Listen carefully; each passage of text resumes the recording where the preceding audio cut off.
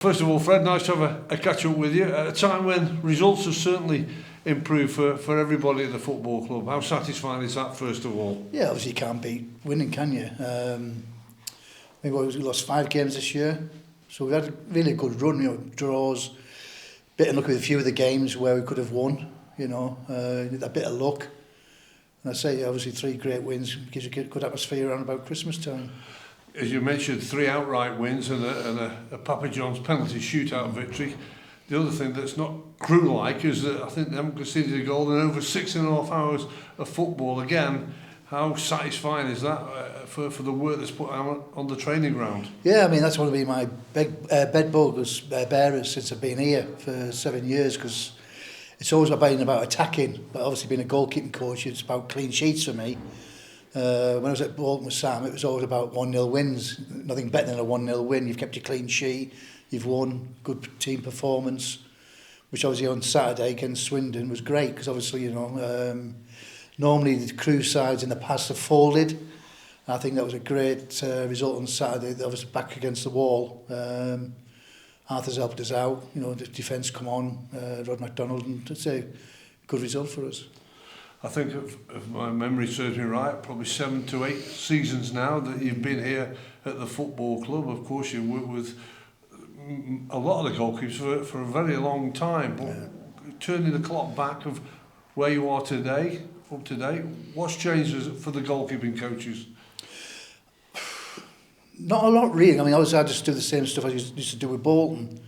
So we've had some good goalkeepers there. We had the Jaskalainen, Sally Abzis, Adam Bogdans, the Ramsdales sort of thing. So I just use the same philosophy with Dave, with the old Ben Garrett, Will Jaskalainen, and now Arthur. So to get Arthur, obviously, I spoke to Aaron Ramsdale. He pulled a few favours for me. He had a few clubs after him, but he told him to come here because obviously you get the right work. He knows how hard he would work, and it'll make him better. Yeah, we'll talk more about Arthur and Dave Richards in a few minutes' time. But for you, on a personal note, you're sort of the one-man band in terms of the coaches, because the first team will have more bodies around, but you're the one and only main man. How do you sort your week out? Is it all on what the results gone before, or do you have a set structure? Bit of both, really. Depends if there's a midweek game. Obviously can't get into the lads, but if there's a free week, I do tend to sort of work hard on a Monday, Tuesday, Thursday, sometimes double sessions. A lot of people don't see that, but obviously we'll work on weaknesses, like the Arthur thing when he first come, his kicking. He used to hit double the row Z, then it was Z. I thought I signed a rugby player, because obviously he was kicking out a touch. So I thought, right, we'll sign somebody else here then. I realised he was a goalkeeper, not a rugby player. So in the past, obviously working with him, he's a good learner, good listener. Same with Dave Richards. Feel sorry for Dave at the moment, because obviously Dave's a great lad, and Dave was supposed to start the season off. Arthur was supposed to come the week later. Dave done his hand on the Thursday. Arthur came on the Thursday, and somebody's misfortune, somebody's chance to get in the team, and then Arthur's really never looked back, but Dave's got in the side. The 2 games I've seen him play in the Cups, for example, he's been outstanding. And I think we've got 2 of the best goalkeepers in the league, and that's not me blowing my trumpet, it's just me banging my drum.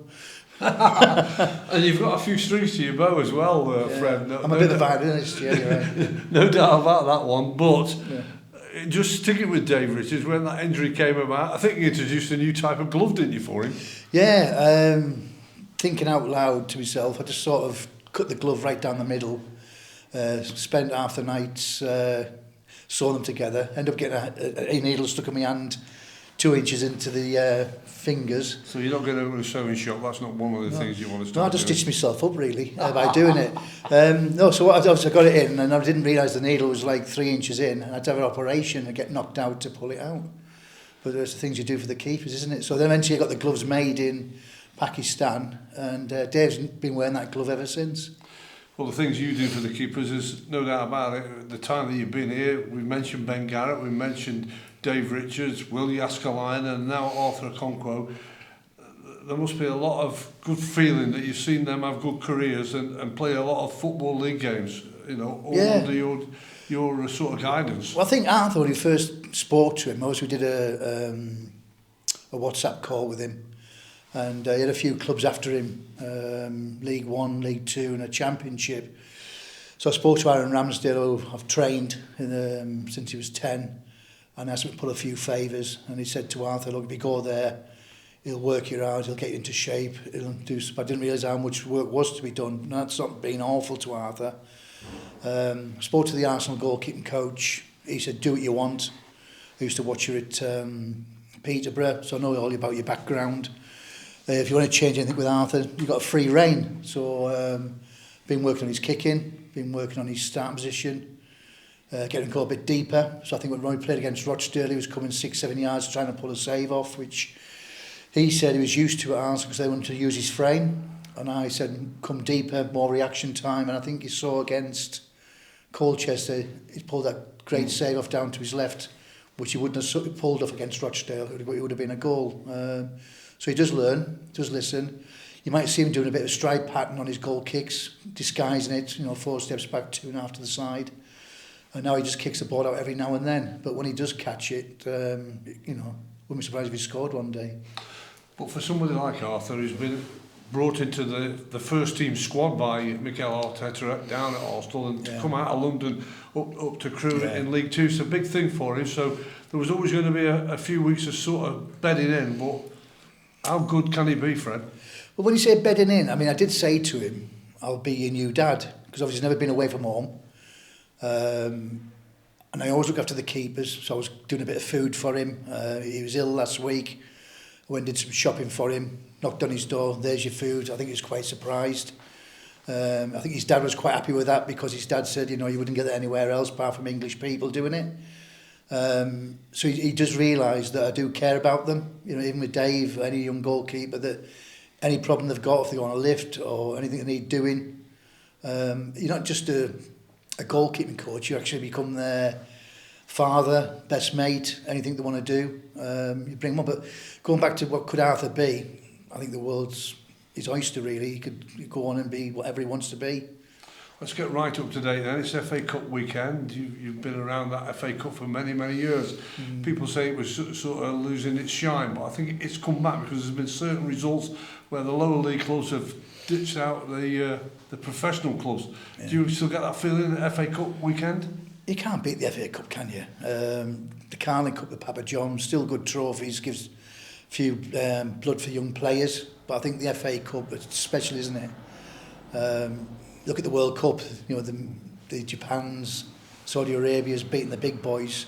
And that's what it's all about, isn't it? And the FA Cup's the same. Getting non-league sides coming in, one-offs, anything can happen.